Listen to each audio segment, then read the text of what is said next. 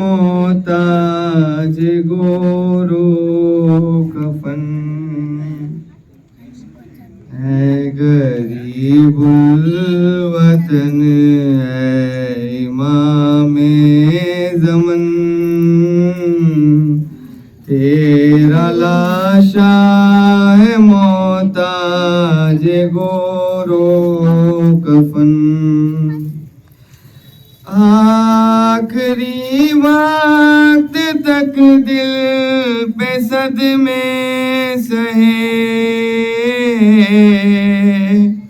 تشنگی بے کسی داغ انصار کے ارے گھر کا گھر لٹ گیا آنکھوں کے سامنے تیرا سر کاٹا سجدے میں جلاد نے افتخار عبادت شہ ظلم نن اے غریب الوطن اے امام زمن قتل میدان میں سب باوفا ہو گئے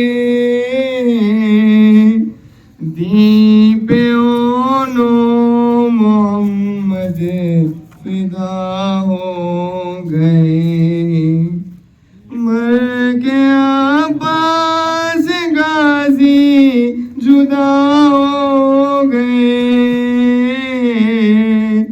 ہائے اکبر بھی نظر قضا ہو گئے ہو گیا رن میں پامال ابن حسن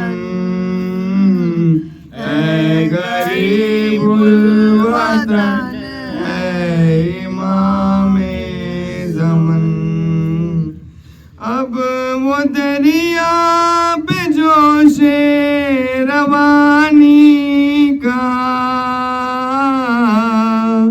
خون ہی خون بہتا ہے پانی کا وہ جوابوں کا وہ جوانی کا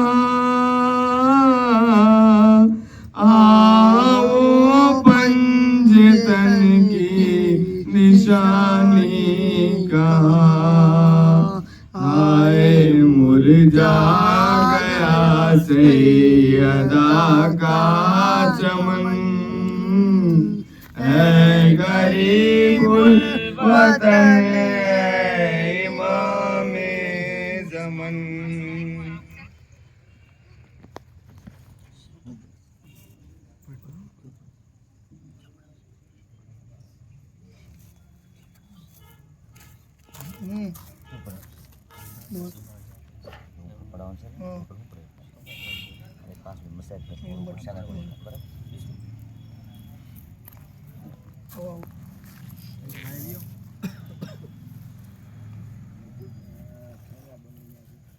محمد وآل محمد صلی اللہ علیہ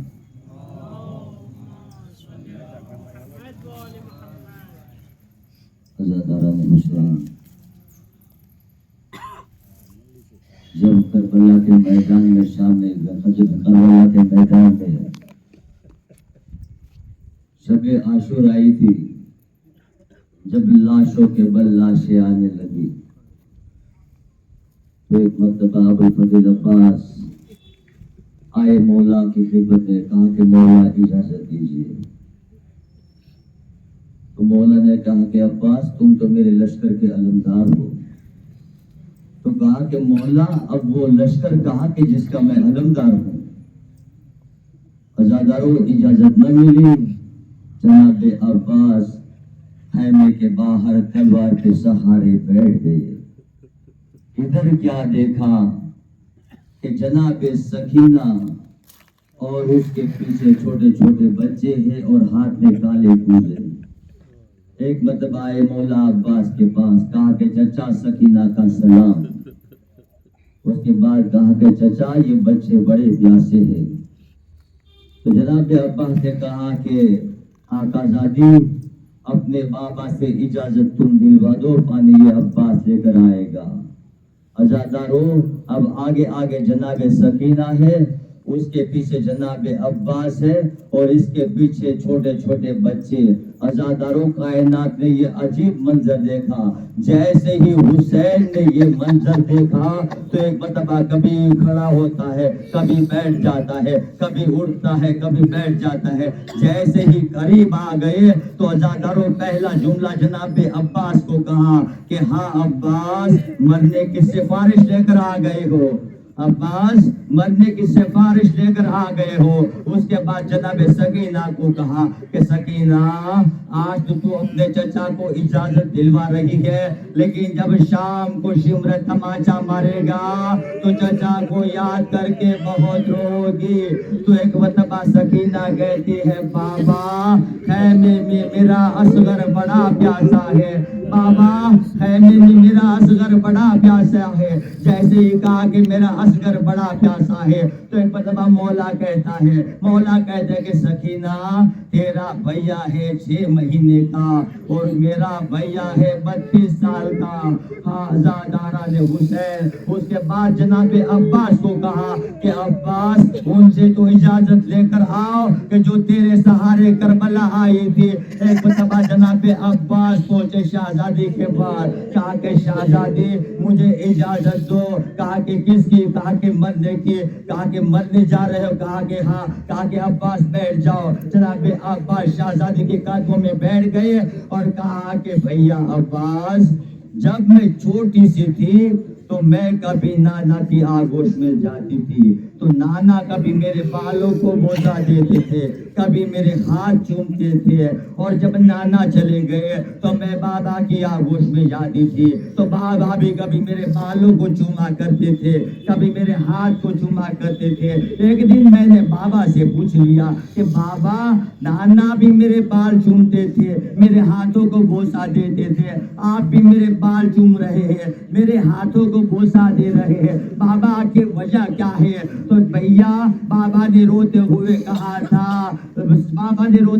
کہا تھا کہ زینب یہی بال ہوں گے کہ جس کے اوپر چادر نہ ہوگی، اور یہی ہاتھ ہوگے کہ جس میں رسن باندھی جائے گی، لیکن بھیا جب میں تجھے دیکھتی ہوں تو میں دل میں سوچتی ہوں کہ جس کا عباس جیسا بھائی ہو، ارے کس کی مجال ہے کہ اس کی بہن کی کوئی چادر چھینے، کس کی مجال ہے کہ اس کی بہن کے ہاتھ میں کوئی رسن باندھے۔ جناب عباس گئے نہر کے کنارے، ادھر جناب سکینہ کہتی ہے کہ بابا مجھے چچا کی جنگ دکھاؤ، بابا مجھے چچا کی جنگ دکھاؤ۔ ایک مرتبہ حسین نے اپنی بچی کو گود میں اٹھایا اور کہا کہ سکینہ دیکھو چچا کی جنگ، سکینہ دیکھو چچا کی جنگ۔ سکینہ نے کہا بابا کچھ دکھائی نہیں دیتا۔ کہا کہ بیٹا غور سے دیکھو۔ کہا کہ بابا کچھ نہیں دکھائی دیتا۔ تیسری بار کہا کہ بیٹا غور سے دیکھو۔ کہا کہ بابا کچھ دکھائی نہیں دیتا۔ اب چوتھی بار کہا کہ بیٹا غور سے دیکھو۔ جیسے ہی سکینہ نے دیکھا تو کہا کہ بابا مجھے پانی نہیں چاہیے، مجھے میرا چچا چاہیے۔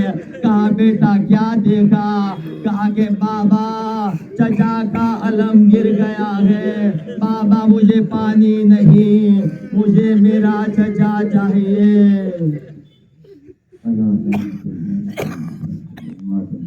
یا حسین مولا حسین، یا حسین کرو ماتم، کرو شاہ کربو بلا کا، کل ہو نہ ہو کیا پتا زندگی کا۔ اے عزادارو زہرا کے پیارو، شہید کربلا میں پکارا کرو ماتم کرو، غازی بن سید